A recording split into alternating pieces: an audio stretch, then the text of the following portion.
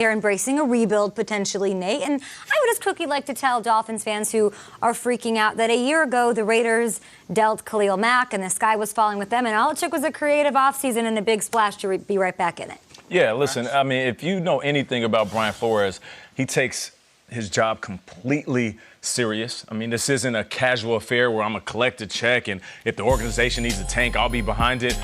I haven't met this man, but every person I talk to, every player that's around him knows that when he's in it 100% to win it. So for me, I'm looking at everything that they're doing and everything that they're collecting. Yeah. When you're trading away individuals and you're getting picks for that instead, that means the future is bright. And you made a great example. You look at what the Oakland Raiders did. They traded away and they just got picks and picks. And we know in this league, if used right, picks are gold, and right now they have gold in their hands. We'll see how the picks work out for the Raiders, right? That's what it all comes down to that. I respect Brian Flores so much because if you follow all different sports, this is just right on script. A team jettisons assets very quickly, and the coach always comes out, and he's angry, and he says, I'm here to win, and I'm not part of any of this. It's classic.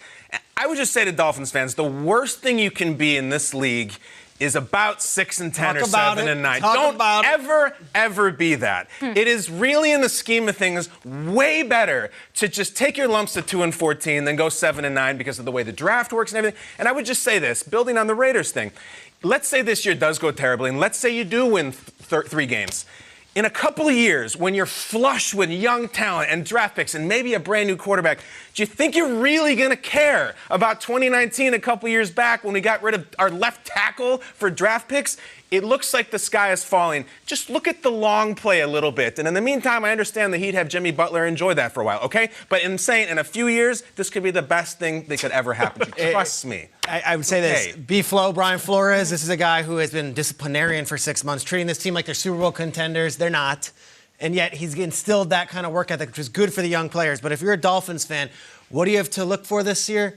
Let's see this board right here because, guys, it's never too soon to break out the mock draft. Let's go. We've got Tua, we've got Justin Herbert, and as of last night, I've included Jalen Hurts, the quarterback. What's the title up there? Oh, yeah. It's way too early. Kyler and Baker already out. Kyler and Baker, Obama, and now Jalen Hurts is going to be the guy. Walker Little is your offensive tackle. You just trade away Tunzel, and then Chase Young is your next Bosa type, the guy off the edge from Ohio State. Peter, the number of puns that Nate Burleson is going to do with the word Hurts. I mean, it's on. It's over. The top 3 prospects could be quarterbacks. So all kidding aside, Josh Rosen gets traded there, but I don't think unless, it's not fair to Josh because this You feel bad for Josh? I think a lot of it's people another terrible roster with an awful situation for him with a bad offensive line. It's crazy. It's hard to say I don't feel bad for the situation, Nate. It's not that they're building around him, obviously. They're trying to shed talent, and they're going to draft a quarterback. I hear you. I'm not mad at that. I'm just saying. He was in a bad situation. He got traded. Now it's a worse situation than he even had last year. Yeah, in the draft this spring, literally, the Dolphins could potentially... What? With a pocket full of $17 million. Okay, bad situation. Come on. It's all relative.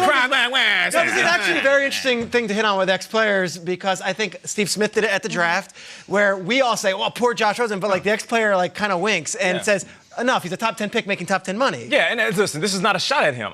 I want him to win. I'm happy that he got paid, but for anybody to say, I feel bad for Josh Rosen, nah, listen, you're in a situation where you're not playing for a contender. Go out there and try to earn the starting spot or at least put yourself in a position where you can start somewhere else. That's it. Triggs, this concept of overhauling or rebuilding your roster on the go, on the fly, I feel like is kind of relatively new to the league. We saw it with the Raiders. Saw it with the Browns. We saw it with the Browns. Now we're seeing it with the Dolphins.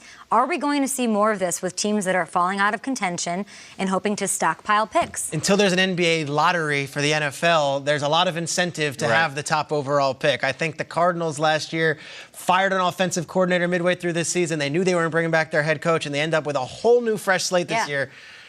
Tua is really good. Yeah. So is Herbert. So is Jalen Hurts. Hurts looked good last night. It's working with the Browns, and if it works with the Raiders, that has to be the new wave. You got to make the right pick.